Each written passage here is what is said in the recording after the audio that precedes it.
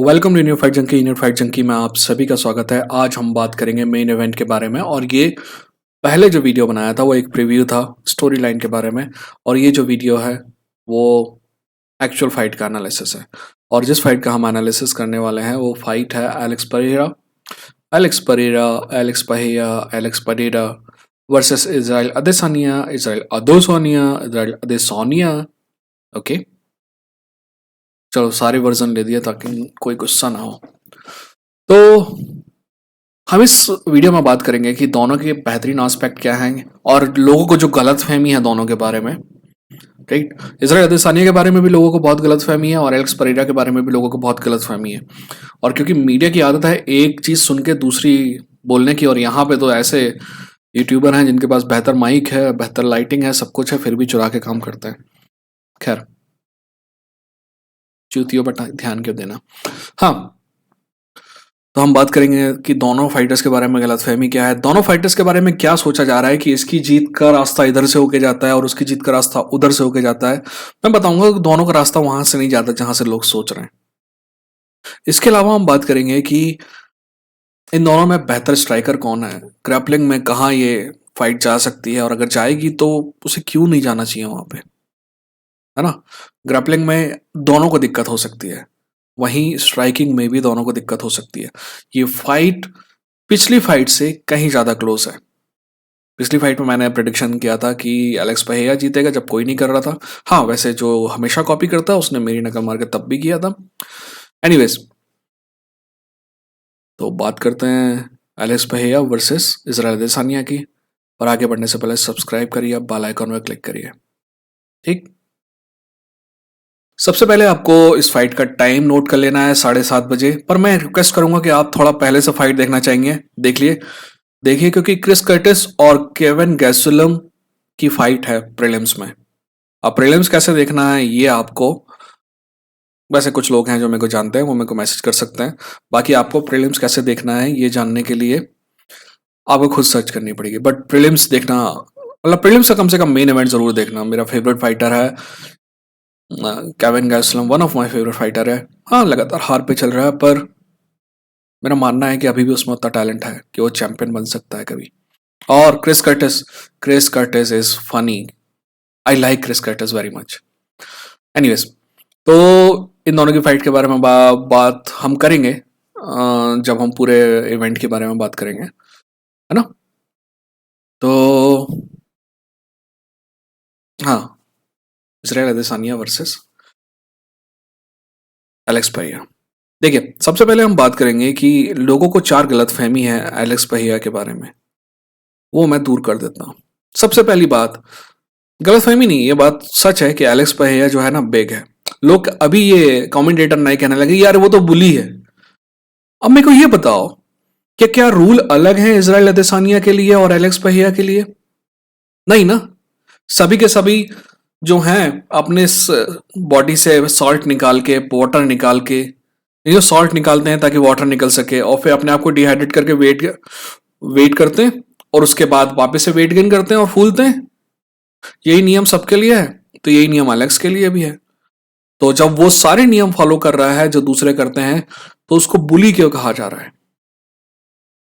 ये नियम मैंने नहीं बनाए हैं, ये नियम एलेक्स ने नहीं बनाए हैं। वो सिर्फ उन्हीं नियमों के अंतर्गत फाइट कर रहा है।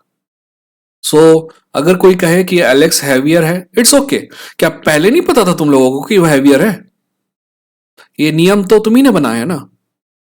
प्रॉब्लम यह है कि इजराइल अदेसानिया बहुत शानदार फाइटर है, बट इजराइल अदेसानिया का जो फैन है ना, वो दर्शकों से हटके यूएफसी के कमेंटेटर हो, चाहे यूएफसी का एनालिसिस करने वाले हैं, वहां तक पहुंच चुका है। जहां पे आप क्या होता है कि इतने जब बड़े फैन हो जाते हैं ना आपकी, आप थोड़ा सा बायस हो जाते हैं, है ना। तो ये बिग वेग वाली बात है ना, सब बकवास है। वो सेम नियम को फॉलो कर रहा है, तो it doesn't matter at all. Same आदत जैसे कि वोल्कोनास्की को देखिए। वोल्कोनास्की ने 155 में फाइट किया, बट कैसे फाइट किया? 155 में तुरंत फाइट नहीं किया, उसने कम से कम 3 महीने लिए बल्क अप होने के लिए, क्योंकि उसे पता है कि अगर 155 में जाना है तो उसे भी वेट एडवांटेज चाहिए है। तो वो पहले बल्क अप हुआ 180 तक, और फिर 178 180 तक, और फिर अपने आप को ड्रेन आउट किया ताकि इस्लाम के सामने वो छोटा दिखाई ना दे। समझ में आ रहा है आपको क्या कह रहा हूं मैं? ठीक है, तो ये सेम चीज इसराइल भी कर सकता है, बट इसराइल बहुत इंटेलिजेंट आदमी है, उसको पता है कि अगर वो अपना साइज बढ़ाएगा तो अपनी स्पीड खो देगा, इसलिए वो नहीं करता है। ठीक है, स्पीड इसराइल की बहुत बड़ी ताकत है। खैर, दूसरी गलतफहमी जो है कि एलेक्स पहिया जो है वो बस पावर है उसके पास और कुछ नहीं है। दोस्त, एलेक्स पहिया के पास इस पूरे गेम में सबसे बेहतरीन किक है, सबसे पावरफुल किक है। इसके अलावा स्ट्राइकिंग उसकी बुरी नहीं है।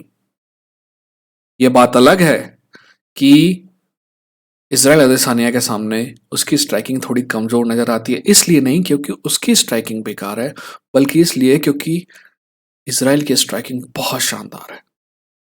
ठीक। और तीसरी सबसे बड़ी और सबसे घटिया गलतफहमी जो लोगों को है, और वो ये है कि एलेक्स पहिया ना वो क्या है, पावर शॉट देखते रहता है। पावर शॉट देखते हैं ना कई लोग कि मतलब डिफेंस करते रहो करते रहो करते रहो, जगह देखते रहो कि कब अपना लेफ्ट हुक मारना है या राइट पंच मारना है, जो भी मारना है। एलेक्स पहिया पूरी फाइट में एक्टिव था, और ऐसा कोई राउंड नहीं है, ऐसा कोई मिनट नहीं था पिछली फाइट में जहां उसने एक आध दो पावर शॉट ना लिया। यानी कि वो सिर्फ एक पावर शॉट के लिए लुकआउट में नहीं रहता है। पर किसी को ऐसा लगता है तो वो महाबेवकूफ आदमी है। चौथी और अंतिम गलतफहमी मैं दूर कर देता हूं, और वो ये है कि लोगों का मानना है कि एलेक्स पहिया वन ट्रिक पोनी है। दोस्त, एलेक्स पहिया बेहतरीन स्ट्राइकर है, इस बात पे कोई शक नहीं है, बट अगर आपको लगता है कि एलेक्स पहिया सिर्फ स्ट्राइकर है और ग्रैपलिंग उसको घंटा नहीं आती है, तो यह गलतफहमी जो है इस फाइट में दूर हो जाएगी। एलेक्स पहिया को ग्रैपलिंग हो सकता है कि टॉप लेवल की ना आती हो, बट डिफेंसिव ग्रैपलिंग तो आती है। एलेक्स पहिया आखिर ग्लोवर तशेरा की ट्यूटलेज में है, तो कुछ ना कुछ तो सीखा होगा, और पिछली फाइट में भी उसने टेक डाउन किया था। मैं आगे आपको बताऊंगा कि ग्रैपलिंग की डिटेल में कि कहाँ पे एलेक्स पहिया से मेरे को उम्मीद है और कहाँ पे मेरे को लगता है कि वो कमजोर है ग्रैपलिंग में। ठीक। अब दो ऐसी बार, अब इजराइल अदेसानिया की बात करते हैं। इजराइल अदेसानिया की दो बातें जो उसको दूसरे फाइटर से अलग करती हैं, वो सिंपली ये हैं कि इजराइल अदेसानिया के पास नंबर वन चैंपियनशिप माइंडसेट है। ये लड़का हारे या जीते अपने चैंपियनशिप माइंडसेट से बाहर नहीं आता है। जब ये जॉन ब्लॉकोविच से हारा तो इसका कहना था कि if I had to lose it's better be him than anybody else. ठीक है, चैंपियन वही होता है जो अपनी हार को भी उसी तरीके से लेता है जैसे जीत के लेता है। और जब ये एलेक्स पहिया से हारा तो मस्त कपड़े पहन के प्रेस कॉन्फ्रेंस में आया। That so that shows that वो इमोशनली बिच नहीं है, right? He is not a emotionally weak human being. For God sake he is a champion and he shows that. Championship mindset बहुत जरूरी है, भले ही आप चैंपियन हो या ना हो। ठीक है, ही इज, ये जो दूसरी बात जो है वो सिंपली ये है कि एलेक्स पहिया जो, ओ सॉरी, आपका इजराइल अदेसानिया जो है ना, ये इजराइल अदेसानिया, नया इजराइल अदेसानिया बोले तो केविन गैसलम वाली फाइट याद है आपको? उस फाइट के बाद वाला इजराइल अदेसानिया। उसके पहले वाले इजराइल अदेसानिया के लिए मैं नहीं कह सकता था कि वो डिसिप्लिन है, उतना डिसिप्लिन है जितना अभी है, पर इस अदेसानिया के लिए मैं गारंटी के साथ कहता हूं कि लड़का बहुत डिसिप्लिन है। आपको पता है इसराइल अदेसानिया के मेरे दिमाग में दो सबसे बेहतरीन फाइट कौन सी है? जैरेड कैनियर के वर्सेस जैरेड कैनियर फाइट और योएल रोमेरो फाइट। अब आप कहेंगे साला ये दुनिया की दो सबसे बोरिंग फाइट बता रहा है और सबसे अच्छी है वो इसराइल के लिए, क्योंकि इसराइल ने एक गेम प्लान बनाया और उसने उसको फॉलो किया। पब्लिक बू कर रही है या सू कर रही है या गू कर रही है, उससे उसको फर्क नहीं पड़ता है। पब्लिक को फाइट पसंद आ रही है या नहीं आ रही है, उससे उसको फर्क नहीं पड़ता है। ये फर्क है माइकल चैंडलर में और इजराइल अदेसानिया में। इजराइल अदेसानिया लोगों को खुश करने के लिए फाइट नहीं करता है, वो चैंपियन बनने के लिए फाइट करता है और फाइट जीतने के लिए फाइट करता है। तो स्ट्रेटेजी हर कोई बनाता है, बट स्ट्रेटेजी को टू द टीथ फॉलो करना बहुत मुश्किल होता है, पर इजराइल अदेसानिया वो करता है। और यही जो डिसिप्लिन है ना उसका। इजराइल अदेसानिया के पास दुनिया के सबसे बेहतरीन कोच में से एक है यूजिन बेरमन। वो जो गेम प्लान बनाएंगे इस बार, और इजराइल अदेसानिया एक ऐसा आदमी है जो उस गेम प्लान को टू द टीथ फॉलो कर सकता है। तो डिसिप्लिन जो है ना वो इजराइल अदेसानिया को केपेबल बनाएगा कि इस फाइट में वो बना रहे।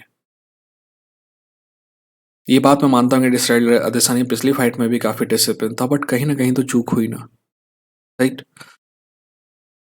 पर मेरे को लगता है कि ये फाइट टफर होगी क्योंकि इजराइल अदेसानिया, हाँ, एलेक्स पहिया से ज्यादा डिसिप्लिन फाइटर है, इस बात पे कोई शक नहीं है। अब पहले बात करते हैं स्ट्राइकिंग की। जहां तक स्ट्राइकिंग की बात करें तो पहले चैंपियन की बात करते हैं एलेक्स पहिया। एलेक्स पहिया के पास ज्यादा पावर है, स्ट्राइकिंग स्किल्स भी अच्छी हैं, ठीक है ना। एलेक्स पहिया के पास, हाँ, मैं जो बात कर रहा था ना पहले कि कई लोगों को लगता है कि वो पावर शॉट टूटता है, तो उस पावर शॉट नहीं टूटता, वो स्ट्राइकिंग बहुत शानदार है उसकी। तभी वो 2 वेट का चैंपियन था ग्लोरी में, किक बॉक्सिंग में, एक नहीं 2 वेट का। उसने ना सिर्फ इजराइल अदेसानिया को हराया है, बल्कि इजराइल अदेसानिया को हराने वाले को भी हराया है, ठीक है, और अपने आप को हराने वाले को भी हराया है। तो तभी वो चैंपियन बना। तो स्किल्स है, किक्स जो हैं इजराइल अदेसानिया से ज्यादा पावरफुल है, बट डिफेंस जो है वो उतना बेहतर नहीं है। ओपन टू, अपन कह सकते हैं कि एक प्रकार से ओपन टू डैमेज है, राइट। इसका डिफेंस थोड़ा कमजोर है। वहीं इजराइल अदेसानिया की बात करें तो स्किल वाइज एलेक्स पहिगा से बेहतर है, टेक्निकली बेहतर कह सकते हैं अपन, फास्टर है, इस बात पे कोई शक नहीं है। और जहां तक डिफेंस की बात है, मेरा मानना है कि इजराइल अदेसानिया डिफेंसिव आइकॉन है। मैं अभी तक जितने भी लोग हुए हैं उसमें सबसे बेहतरीन डिफेंसिव फाइटर में से एक है इजराइल अदेसानिया। इन दी एंड अगर स्ट्राइकिंग में दोनों का देखेंगे तो सिंपल बात ये कह सकते हैं कि जहां तक स्ट्राइकिंग की बात है, एलेक्स पहिया बेहतर स्ट्राइकर है क्योंकि उसका पावर जो है ना इजराइल की दूसरी क्वालिटीज के ऊपर ज्यादा भारी पड़ता है। पर अगर मिक्स मार्शल आर्टिस्ट की बात करें तो इजराइल अदेसानिया शायद बेहतर मिक्स मार्शल आर्टिस्ट है। अब बात करते हैं ग्रैपलिंग की, ठीक है ना। अब मैं इसमें ना बात करें उससे पहले मैं आपको एक बात समझाना चाहूंगा। ये बात बिल्कुल सही है कि इजराइल अदेसानिया के पास ग्रैपलिंग का ज्यादा एक्सपीरियंस है, टेक डाउन डिफेंस का ज्यादा एक्सपीरियंस है, नीचे से गेटअप बहुत जल्दी से उठने का बहुत ज्यादा एक्सपीरियंस है। पर इजराइल अदेसानिया के सामने जो 2 बड़े ऑब्स्टिकल हैं वो है वेट और पावर एलेक्स पहिया का। मैं आपको समझाऊंगा कैसे। देखिए, इजराइल अदेसानिया के पास बेहतर टेक डाउन डिफेंस है, इस बात पे कोई शक नहीं है। पर आप ध्यान रखना, जिन फाइटरों को वो टेक डाउन वो आसानी से रोक लेता था, वो फाइटर एलेक्स पहिया जितने भारी नहीं थे और उतने पावरफुल नहीं थे। एक फाइटर था वैसा भारी और पावरफुल, उसका नाम था यान ब्लॉकोविच, और यान ब्लाहोविच आसानी से टेक डाउन कर रहा था। एक और बात जो इजराइल अदेसानिया के आपकी इजराइल अदेसानिया की ग्रैपलिंग में है कि इजराइल अदेसानिया को अगर आप टेक डाउन कर भी लेते हो ना तो इजराइल अदेसानिया बहुत तेजी से उठ जाता है ना। He has capability to get up from under his opponents. पर जब ओपोनेंट का वजन ज्यादा होता है और पावर ज्यादा होता है, जैसे कि यान ब्लॉकोविच का था और जैसे कि एलेक्स पहिया का है, वहां दिक्कत होती है इसराइल को, ठीक है। मैं क्या कहना चाह रहा हूं, मैं सिंपली ये कहना चाह रहा हूं कि लोग कहते हैं, मैंने बोला था ना कई गलत फहमियां दूर करने की कोशिश करूंगा मैं। लोग कहते हैं ना कि इजराइल अदेसानिया की जीत का रास्ता ना ग्रैपलिंग से जाता है, घंटा नहीं जाता वहां से, ठीक है, गलत फहमी में मत रहो। एलेक्स पहिया की बात करते हैं। एलेक्स पहिया ने ये शो किया है कि वो इजराइल अदेसानिया को टेक डाउन कर सकता है, ओके, ये बात हम समझ गए। पर क्या वो, मान लो इजराइल अदेसानिया उसको टेक डाउन करता है, तो क्या वो उसके नीचे से उठ सकता है? हमें नहीं पता। और अगर मान लो वो इजराइल अदेसानिया को टेक डाउन करता भी है, जैसे पिछले बार किया था, पर ज्यादा टाइम नहीं था, मान लो टेक डाउन करता है, तो क्या वो उसको कंसिस्टेंटली ग्राउंड पे रख सकता है? हमें नहीं पता, पर मुझे लगता है कि वो रख सकता है। अब बात करते हैं कि मेरे को क्या लगता है कि क्या होने वाला है। मेरे को लगता है कि दोनों के दोनों फाइटर पहले ग्रैपलिंग ट्राई करेंगे और ग्रैपलिंग में दोनों के दोनों रियलाइज़ करेंगे कि दोस्त ये अपने बस की, ये अपने जीत का रास्ता नहीं है, बस की बात नहीं कहूँगा मैं, ये अपनी जीत का रास्ता नहीं है। दोनों रियलाइज़ करेंगे और वापस स्ट्राइकिंग में आ जाएंगे। तो हो सकता है कि एक आध राउंड ग्रैपलिंग को जाए या ज़्यादा से ज़्यादा 2 राउंड ग्रैपलिंग को जाएँ और 3 राउंड स्ट्राइकिंग के होंगे, या हो सकता है 4 राउंड स्ट्राइकिंग के हो। तो ये at the end of the day striking battle ही रहने वाली है मेरे दिमाग में। ठीक है? जैसे कि मैंने अभी प्रीव्यू वीडियो में कहा था आपको कि प्रोबेबिलिटी जो है ना बहुत इंपॉर्टेंट चीज़ है। मेरा मानना है कि प्रोबेबिलिटी इस बात की है, प्रोबेबिलिटी इस बात की है कि इज़राइल अदेसानिया की बारी है ये। क्यों? क्योंकि ये दोनों टैलेंट के लेवल पर बहुत क्लोज हैं और 3 में से 3 फाइट एलेक्स पहेया ने जीती है और प्रोबेबिलिटी कहती है कि this is Alex Israel Adesanya stop. ठीक है? अब अगर प्रेडिक्शन की बात करें तो मैं पहले बोल दूं, पिछले बार मेरा प्रेडिक्शन था कि एलेक्स पहेया जीतेगा। इस बार भी मेरा प्रेडिक्शन कुछ ऐसा ही है, पर मैं बता दूं कि पिछले बार अगर मेरे को अपने प्रेडिक्शन पे 80% भरोसा था तो इस बार 60% भरोसा है, क्योंकि मेरा मानना है कि यह फाइट पिछले बार से ज़्यादा क्लोज होने वाली है। मेरा दिल कहता है कि एलेक्स पहेया जीतेगा, मेरा दिमाग कहता है कि एलेक्स पहेया जीतेगा। मेरे पास पैसा होता तो एलेक्स पहेया पे लगाया जाता। आप बताइए, आपको आपका दिमाग, दिल और पैसा क्या बोलता है? ठीक है? अपना ख्याल रखिए, अपनों का ख्याल रखिए। अगर आप अभी तक सब्सक्राइब नहीं किया है तो सब्सक्राइब करिए। ये था इंडियन फाइट जंकी। लड़ेंगे, जीतेंगे। ठीक है।